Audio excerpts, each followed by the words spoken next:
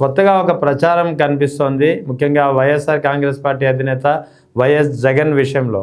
త్వరలో ఆయన నెలలో ఒక వారం రోజులు హైదరాబాద్‌లో ఉంటారు.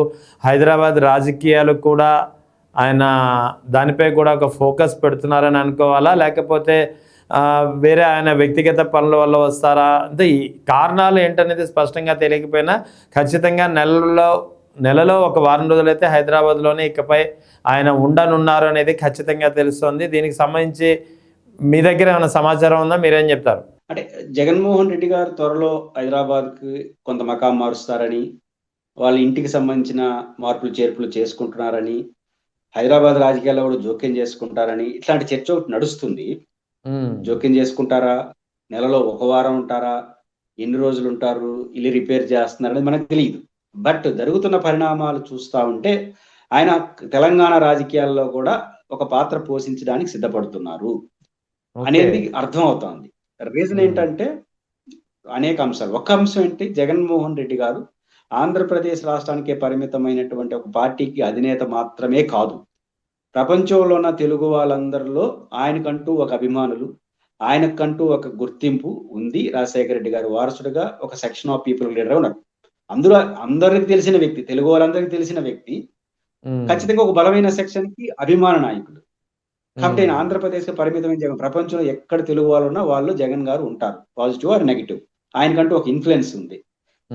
కాబట్టి ఖచ్చితంగా తెలంగాణలో కూడా, అందులో రాజశేఖర రెడ్డి గారు ముఖ్యమంత్రిగా ఉమ్మడి రాష్ట్రాన్ని పరిపాలించాడు. గ్రేటర్ హైదరాబాద్ ఈ రోజు ఈ స్థాయిలో ఉందంటే దానికి కారణం రాజశేఖర రెడ్డి గారు. ఒకానొక్క ఈ రోజు గ్రేటర్ హైదరాబాద్ అంటే గుర్తొచ్చేది శంషాబాద్ ఎయిర్పోర్ట్, గ్రేటర్ హైదరాబాద్ అంటే గుర్తొచ్చేది రింగ్ రోడ్డు, గ్రేటర్ హైదరాబాద్ అంటే గుర్తొచ్చేది ఫైనాన్స్ డిస్టిక్. చాలా మంది అంటుంటారు హైదరాబాద్ లో కూర్చుంటే అమెరికాను చూడొచ్చు, అదే ఫైనాన్స్ డిస్టిక్ లో చూస్తాం. ఆ ఫైనాన్స్ డిస్టిక్ సృష్టికర్త రాజశేఖర రెడ్డి గారు. కాబట్టి హైదరాబాద్ లో చెరగన ముద్ర రాజశేఖర రెడ్డి గారు వేశారు కాబట్టి ఆయన రాజకీయ వారసుడుగా ఆయనకంటూ హైదరాబాద్ ఉంటుంది. నేను అనుకుంటుంది త్వరలో గ్రేటర్ హైదరాబాద్ ఎలక్షన్స్ కూడా జరిగే అవకాశం ఉంది. తెలుగుదేశం పార్టీ అభిమానించే వాళ్ళు ఉన్నారు, పవన్ కళ్యాణ్ గారిని అభిమానించే ఉన్నారు, జగన్ గారిని అభిమానించే ఉన్నారు. అక్కడ ఉన్న కాంగ్రెస్ పార్టీ అడపాదడప ఇక్కడ జగన్ గారిని ఇరిటేట్ చేస్తా ఉంది. ఆంధ్రప్రదేశ్ కు వచ్చి రేవంత్ రెడ్డి గారు కావచ్చు, కామెంట్లు ఈ రూపంలో. అలాంటప్పుడు రాజకీయ ఎత్తుకలు ఈయనకున్నట్టు ఉంటాడు, ఖచ్చితంగా వేస్తాడు. అయితే వాళ్ళలాగా ఈడు జగన్ గారు డిఫరెంట్ స్టైల్ ఉంటుంది. అప్పుడప్పుడు హైదరాబాద్ పోవడం, అందరితో మాట్లాడడం, పలకరించడం, అందరినీ కలవడం. ఆయన ఇండైరెక్ట్ సిగ్నల్స్ ఇస్తా ఉంటాడు, డైరెక్ట్ గా ఎవరికి. కాబట్టి హైదరాబాద్ లో జగన్మోహన్ రెడ్డి గారు రాజకీయాల్లో నేరుగా జోక్యం చేసుకోడు, కానీ ఒక రాజకీయ పార్టీ తరఫున ఖచ్చితంగా హైదరాబాద్ లో దిగుతారు. గ్రేటర్ హైదరాబాద్ ఎన్నికల్లో ఆయన ప్రభావం పడుతుంది. ఖచ్చితంగా ఇది ఒక సంచలనంగా మారుతుంది. ఇవన్నీ కనపడుతున్నాయి. ఎందుకంటే హైదరాబాద్ లో లక్షలాది మంది ఏపీ ఓటర్స్ కూడా ఉన్నారు. అన్నిటికన్నా మించి ఇన్ఫ్లుయెన్స్డ్ పర్సన్స్ గా ఉన్న ఆంధ్రప్రదేశ్ లో ఇన్ఫ్లుయెన్స్డ్ గా పర్సన్ ఉన్న చాలా మంది హైదరాబాద్ లో సెటిల్ అయి ఉంటారు. వాళ్ళందరితో కలవడం, వాళ్ళందరితో మాట్లాడడం, వాళ్ళ ఇన్ఫ్లుయెన్స్ హెడ్ క్వార్టర్ తెలుగు ప్రజలకు అవన్నీ ఉన్నాయి. కాబట్టి జగన్మోహన్ రెడ్డి గారు అవకాశంగా నేను ఎందుకు కుదులుకోవాలి? కాబట్టి జగన్మోహన్ రెడ్డి గారు వారంలో నెలలో ఒక వారం ఉంటాడా, ఆ టైం మనం చెప్పలేం. కానీ వీలైనంత త్వరలో జగన్మోహన్ రెడ్డి హైదరాబాద్ లో తన పాత్ర పోషిస్తాడు. జగన్మోహన్ రెడ్డి గారు ఆ పాత్ర పోషిస్తే కాంగ్రెస్ పార్టీ తగిన జాగ్రత్తలు తీసుకోకపోతే ఖచ్చితంగా నష్టపోయేది కాంగ్రెసే. ఎందుకంటే కాంగ్రెస్ పార్టీ డిఫరెంట్ వైఖరి తీసుకోవడం, అందువల్ల బీఆర్ఎస్ కి అది ఎడ్జ్ అవుతుంది. కాబట్టి జగన్మోహన్ రెడ్డి గారు హైదరాబాద్ లో ఎంట్రీ ఇస్తాడు అని అనిపిస్తుంది, అది అనివార్యం అనిపిస్తుంది. అదే సందర్భంలో కాంగ్రెస్ పార్టీ జాగ్రత్త తీసుకోకపోతే జగన్ గారి ఎంట్రీ కాంగ్రెస్ కి ఆ సమస్యగా మారుతుంది. మరి కాంగ్రెస్ ఎట్లా చూస్తుంది, జగన్ గారు ఏం చేయబోతారు, ఎన్ని రోజులు ఉంటారు తెలియని, నేనైతే జరుగుతున్న పరిణామాలు చూస్తే ఆయన ఎంటర్ అవుతాడు అనేది మాత్రం ఖచ్చితంగా అనిపిస్తుంది. అయితే ఇక్కడ జగన్ ఎంట్రీ తెలంగాణ రాజకీయాల్లో ముఖ్యంగా హైదరాబాద్లో ఆయన చేయబోతున్నటువంటి ఒక మకాం, ఈ విషయం అనేది ఎలా ఉండబోతోంది అంటే, ముఖ్యంగా బీఆర్ఎస్ తన మిత్ర పార్టీ అయినట్టు మిత్రత్వం ఉన్నటువంటి బీఆర్ఎస్తో ఏకీకృతమై బీఆర్ఎస్తో కలిసి నడిచే అవకాశాలు ఉన్నాయంటారా, లేదా ఆంధ్రప్రదేశ్లోనే ఒంటరిగానే ఉండబోతుందంటారా? బీఆర్ఎస్ పార్టీ కాంగ్రెస్ బిహేవియరే బీఆర్ఎస్ బలం. నిజానికి జగన్మోహన్ రెడ్డి అభిమానించే వాళ్ళు, రాజశేఖర రెడ్డిని అభిమానించే వాళ్ళు కాంగ్రెస్ తోనే ఉండాలి. కానీ కాంగ్రెస్ పార్టీ వ్యవహరిస్తున్న తీరు, ఉదాహరణకు ఆంధ్రప్రదేశ్ లో ఎలక్షన్ పై చూసి రాహుల్ గాంధీ గారు స్పందించరు. రోజు కాంగ్రెస్ పార్టీ అధ్యక్షులుగా పెట్టిన శర్మిల గారు జగన్ గారిని టార్గెట్ చేస్తారు. రేవంత్ రెడ్డి గారు అప్పుడప్పుడు సెటైర్లు వేస్తుంటాడు. ఇవన్నీ చూసినప్పుడు ఆటోమేటిక్ గా ఇబ్బంది వస్తుంది. మొదటి అంశం. పైపించి ఆయన అప్పుడప్పుడు రామారావుని పొగుడుతుంటాడు, అప్పుడు ఉమ్, తెలుగుదేశం పార్టీ నా మాతృత్వ ఇవన్నీ మాట్లాడడం ద్వారా తెలుగుదేశం అప్పుడు రేవంత్ రెడ్డి గారు ఏం చేశారంటే ఇట్లా చేయడం ద్వారా తెలుగుదేశంలో అందరూ నాకు ఓట్లేస్తారు. ఎట్లా కాంగ్రెస్ వాళ్ళు రాజశేఖర రెడ్డి అందరూ మావోలేగా ఎవరు చేస్తాడు. ఇప్పుడు ఆ డిప్లొమాటిక్ వైఖరి కుదరదు. ఇప్పుడు జగన్ ఎంటర్ అయిన అవును. తర్వాత అట్లా ఉన్నప్పుడు వన్స్ జగన్ గారు జగన్ ఎంటర్ తెలివిగా అయితే ఉండాలి. ఆ సినారియో వెంటనే సీన్ మారుతుంది. మారిపోతుంది. కాంగ్రెస్ వ్యవహార శైలే బీఆర్ఎస్ కు వరంగా మారుతుంది. కాంగ్రెస్ ఉమ్, వ్యవహార శైలే బీఆర్ఎస్ కు వరంగా మారుతుంది.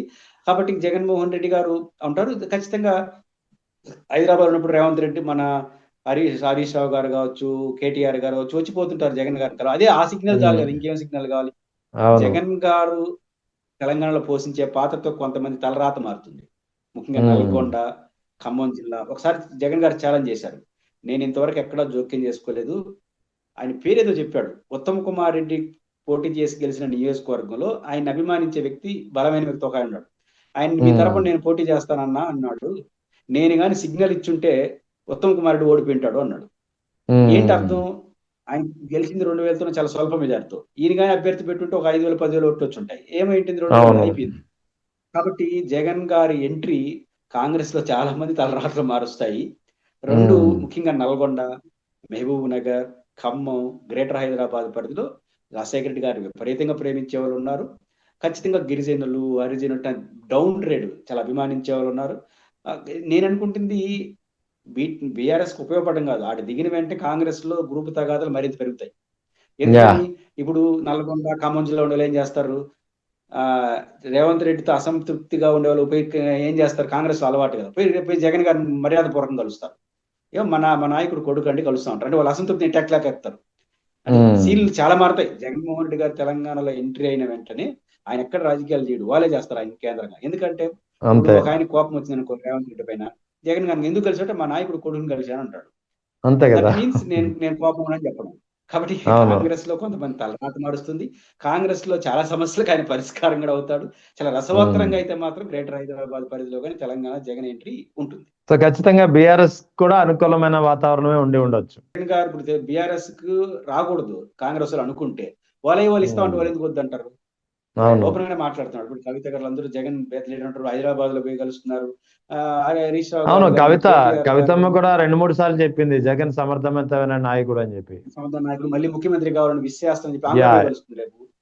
కాబట్టి ఇవన్నీ ఉంటాయి. కొంచెం మల్టిఫుల్ గా బీఆర్ఎస్ పార్టీ తనకు తాను చేసుకోవడం కన్నా కాంగ్రెస్ వాళ్ళు చేసే శాస్త్రం వల్ల ఇంకా బాగా ఉపయోగపడుతుంది.